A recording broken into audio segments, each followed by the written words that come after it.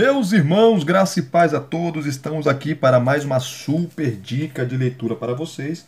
E como todas as dicas que eu dou aqui, todas as maravilhosas dicas que eu dou aqui, essa é mais uma importantíssima para você que gosta de fazer exposições nas 7 cartas do Apocalipse ou quer fazer exposições nas 7 cartas do Apocalipse. A última indicação, eu indiquei aquela obra do Steve J. Lawson, onde ele faz maravilhosas exposições nas 7 cartas. Essa aqui também, essa obra aqui, do Richard Mayhue, ou Mayhue, Richard Mayhue, o que Jesus diria de sua igreja, que é uma pergunta, né? O que Jesus diria de sua igreja? As características da igreja autêntica. Richard Mayhue, ele é amigo, muito amigo do John MacArthur. Ele, se eu não me engano, ele é diretor do seminário lá da igreja do John MacArthur. Eu não sei se ele saiu ou se ele continua ainda. Os dois são muitos amigos, são mais de 45 anos aí de amizade. Tá? É um erudito em Novo Testamento, é professor de teologia sistemática, professor de grego, tá? Pastor, um homem de Deus. Né? John MacArthur, apesar de não concordar com muita coisa que ele fala, né?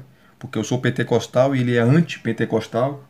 Inclusive ele tem um livro chamado Fogo Estranho, onde ele detona o pentecostalismo. Claro que muita coisa que ele fala ali acerca do pentecostalismo eu concordo, porque o pentecostalismo está aí indo para um lado muito complicado, né?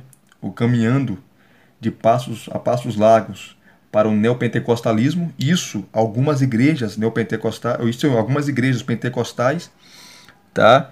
Que está aí numa situação complicada, vive só de campanha, de óleo ungido, de água ungida, água do Rio Jordão, vassoura ungida. Isso fala em igreja pentecostal, né? Que estão se tornando igrejas neopentecostais. Nessa parte aí eu concordo com John MacArthur, né? Então, apesar de ele ser um grande escritor. Então, queridos, essa obra ele vai trabalhar, Richard Mayhue, ele vai trabalhar não só as 7 cartas, né, do Apocalipse, mas vai trabalhar também a igreja de Corinto, né, e outras igrejas. Eu vou mostrar aqui para vocês, e sem delongas, abrindo aqui para vocês, né? Antes aqui de mostrar, olha aqui, ó, tá? Richard Mayhue, tá? Ele é doutor em teologia e vice-presidente aqui. Eu acho que ele não é mais, não sei se ele dá aula ainda, se ele foi jubilado, porque essa obra já é antiga, né? Não vou ler aqui em inglês porque eu não leio inglês, né? Então, para não errar, né, vocês aí que conhecem inglês, vocês podem pausar o vídeo aí e ler, tá?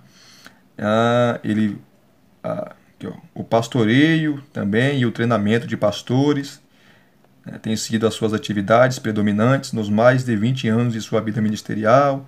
Também é autor e editor de muitos livros relacionados ao ministério pastoral, tá? Então, é um grande conhecedor aí das escrituras, ok? E indo aqui para o sumário, tá certo? Essa obra, eu não sei se você vai conseguir encontrar, talvez você encontre ela no Mercado Livre ou na Amazon, tá certo? Ou na Amazon. Você vai encontrar essa preciosidade. Aqui está o sumário. Deixa eu aproximar para vocês aqui, ó. Está o sumário. Como todo sumário, né, de todas as obras, ele vai apresentar o prefácio, vai introduzir o assunto, a introdução, e são 3 partes, tá? A primeira parte, ele vai trabalhar as igrejas da Ásia, que são as 7 igrejas do Apocalipse. E tem detalhes aqui que ele vai acrescentar. Tipo, o que Steve J. Lawson não fala lá na sua obra sobre as 7 cartas do Apocalipse, ele vai falar, e vice-versa. Tá? Então, uma obra vai complementar a outra. Por isso que é bom você ter vários comentários, porque você consulta um, olha outro, tá? É claro que a melhor ou a maior exposição das 7 cartas, no sentido assim de exposições exegéticas, tá? E longas, é o comentário exegético do Apocalipse do Grant R. Osborne, que eu já fiz aqui o review para vocês, tá? É o melhor que nós temos em língua portuguesa. Mas esses aqui também, essas obras são maravilhosas. Então aqui, a parte 1. O que Jesus pensa de suas igrejas, que é o tema, né, em questão, aonde ele vai trabalhar aqui, ó, sobre as marcas da igreja verdadeira. Ele vai trabalhar as marcas. Daqui a pouco eu vou mostrar para vocês. Aí depois de ele trabalhar essa questão, ele vai trabalhar as 7 igrejas da Ásia. Vai falar do contexto histórico, contexto cultural, e vai começar a exposição ali, tá, dos versículos, de todos os versículos relacionados à igreja de Éfeso, Esmina, Pérgamo, Tiatira, Sardes, Filadélfia e Laodiceia. Daqui a pouco eu vou mostrar para vocês. A parte 2, queridos, ele vai trabalhar as igrejas da Grécia. Nesse caso, ele vai trabalhar aqui, ó, a igreja de Tessalônica, a igreja de Filipos e a igreja de Corinto. Né? Nas exposições dele, ele vai colocar o nome, como Éfeso, a igreja do primeiro amor, Esmirna, a igreja sofredora, Pérgamo, a igreja acomodada, Tiatira, a igreja tolerante, Sardes, a igreja agonizante, ou a igreja morta, né? Filadélfia, a igreja obediente, Laodiceia, a igreja inútil. E a parte 2, quando ele vai trabalhar as igrejas da Grécia, Tessalônica, a igreja frutífera, Filipos, a igreja solidária, que ajudou Paulo com ofertas, né? Corinto, a igreja adolescente, eu gostei muito disso aqui. A igreja adolescente, a igreja infantil, a igreja que não crescia nunca. E a parte 3, as igrejas do Oriente, que ele vai trabalhar a igreja de Antioquia, que é a igreja missionária, inclusive foi essa igreja que enviou Paulo e Barnabé para a sua primeira viagem missionária, e a igreja, né, de Jerusalém aqui, ó, que é a primeira igreja. Tá? Interessantíssimo, interessantíssimo. Inclusive a igreja de Jerusalém, né, a sede ali, que era Jerusalém, por 10 anos a igreja foi totalmente judaica. Só depois desses 10 anos, lá no capítulo 8, que Deus permite aquela perseguição após a morte de Estevão, que a igreja vai aos confins da terra, que a igreja vai a Samaria, que a igreja vai à Judéia, e assim os confins da terra, obedecendo a ordem de Jesus. Aqui no final tem a conclusão, a bibliografia e o guia de estudos. Tá certo? Vamos aqui, queridos, sobre as marcas da igreja, né? Aqui, ó. O que Jesus pensa de suas igrejas. Vamos lá na página 29. Vamos pegar aqui, ó. Esse aqui tem a apresentação dele, né? Da obra, o prefácio. Vamos lá. Ele começa com a introdução que é maravilhosa, com aquele texto muito conhecido de Mateus 16, 18, né? Sobre Pedro, que tu é Pedro, sobre essa pedra edificaria a minha igreja, muito conhecido. E começa aqui a exposição, o dilema contemporâneo. Esse livro foi escrito nos anos 90, tá? Nos anos 90. Então ele vai falar aqui, ó. Olha que interessante, só a introdução, ó, introdução. Para entender melhor a confusão, considere a pesquisa que John Searle fez em 92 com 25 líderes exponenciais da igreja evangélica.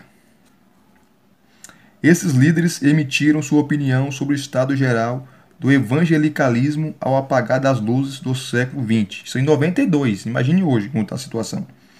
8 temas dominantes vieram à tona em suas respostas nada otimistas. Em 92, olha as respostas desses 25 líderes. Primeiro, sobre a igreja, tá? Veja como é atual. Identidade indefinida, que é o quê? A confusão generalizada sobre o que realmente define o evangélico. Tá? Isso naquela época, em 92. Segundo, desencantamento institucional, que é hoje chamado os desigrejados, os não denominacionados. Que naquela época já existia pessoas desencantadas com a instituição, com a igreja instituição, com a igreja placa, CNPJ, que é a sensação de ineficácia e irrelevância ministerial. Terceiro, a falta de liderança. Né? Imagine, se 92, quase 30 anos atrás, estava assim, imagine hoje. Falta de liderança. Tristeza devido à escassez de liderança espiritual na igreja. Quarto, pessimismo a respeito do futuro. Crença de que o futuro do evangelicalismo é incerto. Quinto, crescimento numérico. Diminuição do impacto. Um paradoxo confuso, sem explicações claras no momento. Sexto, isolamento cultural. Estabelecimento definitivo da era pós-cristã. Sétimo, respostas pragmáticas aos problemas. Desvio para abordagens não bíblicas do ministério. Olha só. E a última aqui, né? Mudança do ministério orientado pela verdade para o ministério baseado nas expectativas do mercado. Em outras palavras, para as expectativas das últimas novidades do mercado da fé. É o que você vê hoje. Tá? Ninguém está interessado naquilo que é certo. As igrejas, na sua maioria, estão interessadas naquilo que dá certo, que é o chamado pragmatismo.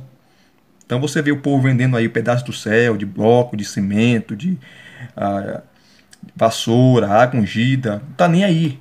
A igreja pensa em lucrar. Pastor virou empresário, crente virou mercadoria e os templos viraram empresa. É isso que eles estão falando aqui, nessa resposta, né? Mudança no ministério orientado pela verdade para o ministério baseado nas expectativas do mercado. Qual a novidade da fé? Qual a última novidade da fé? Qual a última novidade da fé? Qual é a moda?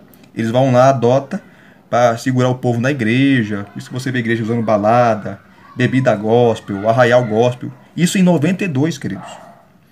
Tá? Afastamento das coisas eternas e a aproximação das temporais. Trocar o reino de Deus pelo materialismo, relativismo e por aí vai. Com o objetivo de fazer com que a igreja pareça relevante ao mundo moderno. Então, a igreja que está se adaptando ao mundo, não o mundo à igreja. Interessante, né? Aqui ele continua essa exposição, que é só a introdução, tá? Que ele fala também sobre as vendas de igreja, muita gente vendendo igreja aí, tá? Muita gente aí fazendo trocadilho com o povo de Deus. Deixa eu pegar aqui, ó. Vamos lá. A esperança futura, que é a promessa do passado. E aqui ele começa com as marcas, né? Com as marcas. A esperança futura é a marca número 1 da igreja. Por quê? Nós estamos aqui de passagem. Nós não vamos morar aqui. Nossa casa não é aqui. Nossa casa é o céu. Tá? E muitas pessoas querem o céu aqui. Isso é pregado pela teologia da prosperidade. Eles não querem o céu. Eles não querem habitar no céu. Eles já são galardoados aqui. É a primeira marca. Vamos continuar aqui, ó. Tá? A marca número 2, tá? Que é Cristo prometeu que estaria pessoalmente envolvido. Ele iria edificar a igreja. A marca número 3. Aqui, ó. Você pode pausar e ler. Eu não vou ler porque por causa do tempo, tá, queridos? A marca número 4, tá? Jesus pretendia que sua igreja tivesse um poderoso avanço. Marca número 5. Cristo comprou a igreja com seu sangue e por essa razão detém sua propriedade exclusiva adquirida por pagamento total e incontestável, porque a igreja é dele. Tá? É isso que ele quer dizer com edificarei a minha igreja. Pronome possessivo. Minha igreja. É dele, não é de ninguém não. Não é de pastor, não é de presidente, não é de convenção. Marca número 6. Edificarei a minha igreja. Tudo nas marcas ele vai se basear em Mateus 16, 18. A minha igreja. Para Cristo, o foco de sua igreja são as pessoas. Deus não está preocupado com convenção, com bloco, com cimento, com ouro, tá? Com púlpito, com cadeira de marfim. Não, ele está preocupado com pessoas. As pessoas são mais importantes do que as instituições. A marca número 6. A marca número 7. Jesus prometeu êxito para a sua igreja. Edificarei a minha igreja, e as portas do inferno não poderão vencê-la. Interessantíssimo essas marcas aqui. Tá? Só a introdução, queridos. Ó, quando Cristo edifica a igreja, que é a página 24, tá? Quando Cristo edifica a igreja, estas 7 marcas podem ser identificadas. Como? Cristo é o alicerce eterno, Cristo está pessoalmente envolvido com ela, Cristo tem uma expectativa positiva com respeito a ela, Cristo tem por propósito que ela tenha um poderoso avanço, Cristo é seu único e incontestável proprietário, a prioridade de Cristo é seu povo, a promessa de êxito feita por Jesus. Essas são as marcas. Aí vem aqui, ó. A obra inacabada de Cristo. Tá? E aqui acabando essa introdução, aqui ele vai começar a exposição das 7 igrejas da Ásia. Aqui está o mapa. Aqui está o mapa. Tá certo? E aqui ele vai começar a exposição. Aqui, ó. Parte 1. As igrejas da Ásia. Aqui estão as igrejas. Ele começa com a introdução sobre o que Jesus pensa de suas igrejas. Tá? Que é o capítulo 1, os versículos 9 a 20, né? De Apocalipse. Aí ele começa com a exposição do capítulo 1 aqui, ó. 7 cidades, 7 igrejas. Tá certo?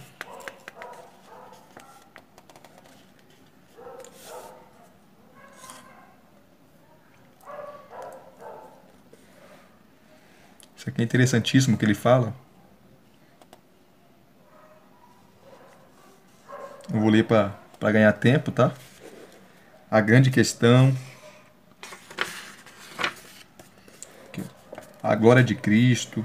A veste de Cristo, que é o versículo 13 do capítulo 1. A aparência de Cristo, versículos 14 a 16. O apelo de Cristo, versículos 17 e 18 do capítulo 1. Ele é o Senhor da igreja, os candelabros, que representam as 7 igrejas, as 7 estrelas, né, as estrelas que representam os pastores, os 7 pastores, os líderes da igreja, ou das 7 igrejas.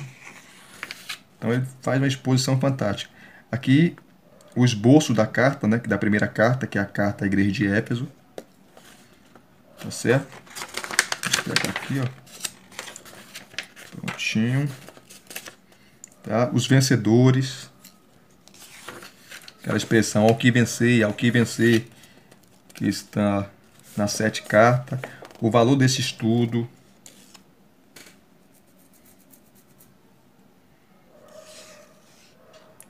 Interessante aqui. Uma exposição das 7 cartas. Tá? E coloca aqui, ó. Expandiremos mais esses temas gerais nos próximos capítulos. Olha os temas. Primeiro, a igreja precisa perseverar no primeiro amor e nas obras do princípio. Aqui está o texto, capítulo 2, versículo 4 e 5. A igreja precisa estar preparada para sofrer, se necessário for, por Cristo. Isso aqui já é a aplicação, versículos 9 e 10, em relação à igreja de Esmirna, né? A igreja deve manter sua integridade doutrinária. A igreja precisa resistir de maneira firme ao comprometimento de sua moralidade. E aqui o resto vocês leem, tá? Vocês podem pausam aí, vou dar uma pausa aí no vídeo e leem o resto, tá? Interessante. Ok? E aqui, terminando, ele começa a exposição, tá, da primeira igreja. Éfeso, a igreja do primeiro amor. Aqui está a exposição, os versículos de 1 a 7 do capítulo 2. Ele dá uma rápida introdução ao assunto, tá? Ele vai apresentar a cidade de Éfeso, que é o cenário, tá, histórico, sobre a cidade, vai falar sobre Diana, aquela coisa toda, tá? Para depois começar a exposição. Interessantíssimo aqui, ó.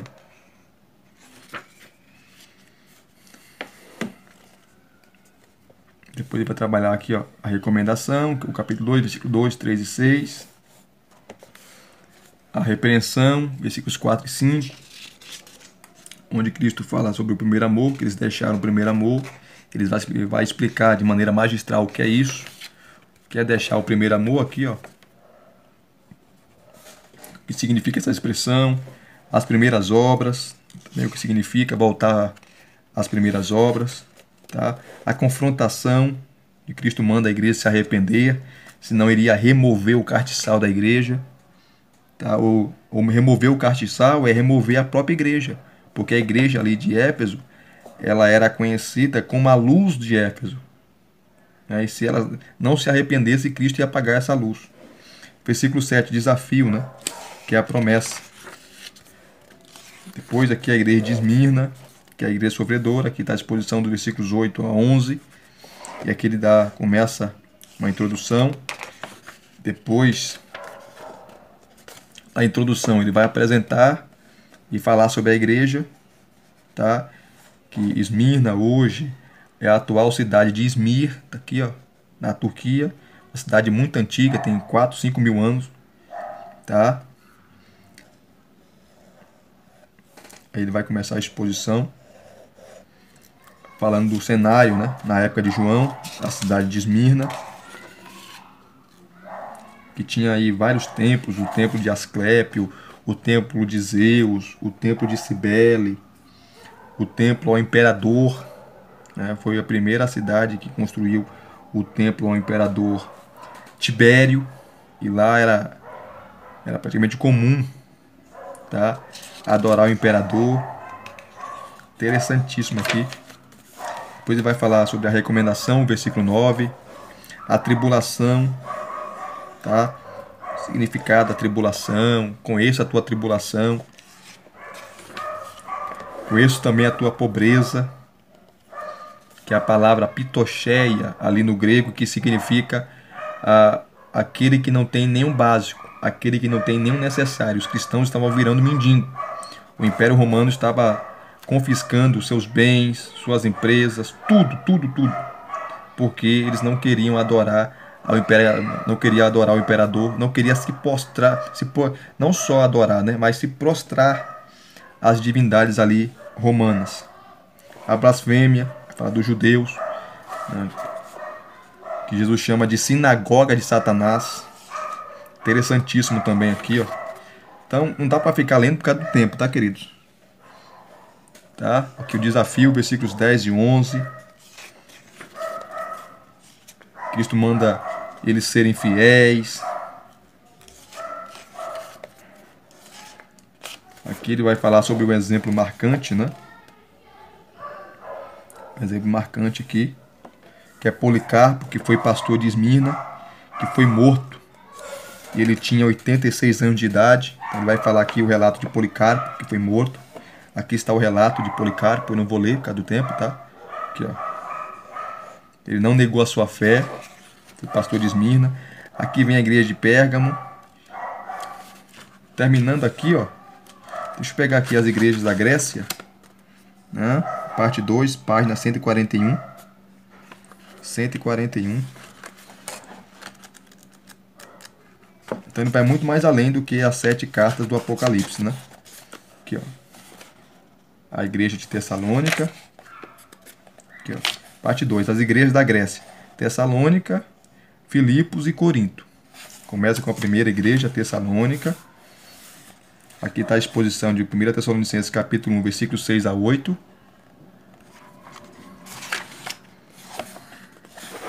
que começam a exposição, né, sobre a cidade, o local onde se localizava, tá? Enfim, vai falar da viagem missionária que Paulo fundou essa igreja, né? Sobre as viagens missionárias de Paulo.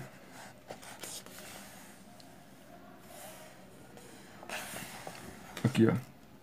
O que motivava Paulo a escrever é seu coração pastoral, que se preocupava com o rebanho do qual estava separado. Alguns dos claros objetivos de Paulo são: primeiro, estimular a igreja, capítulo 1, de 2 a 10, responder às falsas acusações, consolar uma igreja perseguida, que está o texto na frente, expressar sua alegria na fé daquela igreja, relembrá-los da importância da pureza moral.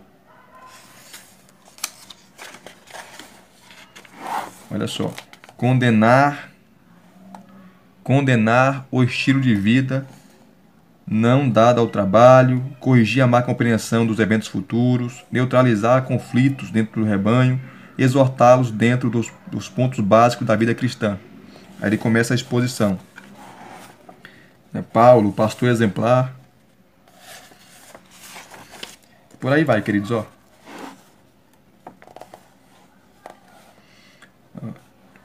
Mas retornemos ao resumo das responsabilidades pastorais de Paulo a que me referi anteriormente. Olha só, Paulo, ele é um homem de oração, era um homem que evangelizava, equipava, defendia, amava, trabalhava, modelava. E aqui estão os textos, ó. Tá? Um homem que liderava, alimentava, sofria, vigiava, alertava, ensinava, exortava, encorajava, corrigia, repreendia e resgatava. Está aqui os textos, né? Então Paulo era um líder completo. Claro, ele era um ser humano, ele errava, mas era um ótimo líder. As recomendações de Paulo, uma igreja comprometida, tá? Uma igreja submissa, uma igreja frutífera, a igreja de Tessalônica. Meu Deus, é muita coisa. Aqui, ó. Que tipo de obra a palavra de Deus faz?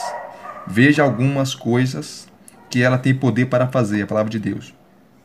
Está aqui, ó. Salvar, ensinar, repreender, corrigir, instruir, equipar, guiar, aconselhar, avivar. E aqui tá os textos, tá? Você pode pausar aí e dar uma olhada melhor. Tá certo? Aqui, ó. O que a palavra de Deus faz. A igreja perseguida. Vamos lá, igreja fiel. Meu Deus do céu, só a igreja de Tessalônica. Terminando, ele vai para a igreja de Filipos, que é a igreja solidária. Tá? Ele vai falar da cidade de Filipos, do surgimento da cidade, quem fundou ali, quem construiu a cidade. Depois ele vai começar a exposição, os primórdios, tá? As características recomendáveis, o fervor evangelístico. Que maravilha, queridos. Aqui, ó. A ênfase batismal, ensino consistente.